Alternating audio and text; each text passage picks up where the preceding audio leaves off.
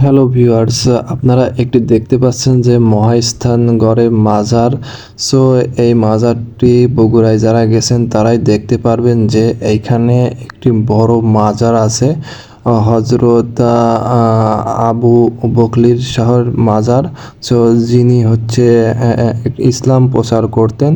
তো এইখানে মাজারের পরিবেশটা অনেকই ভালো এইখানে। আর মাজার দেখে আমরা এইখানে পুনরায় আবার গাড়ির কাছে চলে আসলাম এইখানে। সো এইখানে আমরা এখন গাড়িতে উঠে রওনা দেব। আর এইখানে আরও অনেক পিকনিকের বাস আছে এইখানে মহাস্থানগড় দেখার জন্য তারা এসেছে।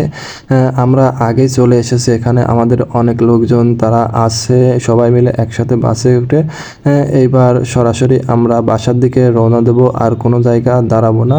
সো এইখান থেকে বাসে উঠে আগে আমরা বগুড়া যেয়ে খাওয়া দাওয়া করব, খাওয়া দাওয়া করে তারপর একবারে আমরা বাড়ির উদ্দেশ্যে রওনা দেব। তো এইখানে এসে আমার কাছে অনেক অনেক ভালো লাগলো। তো অনেক অনেক জায়গা ঘুরলাম ফিরলাম।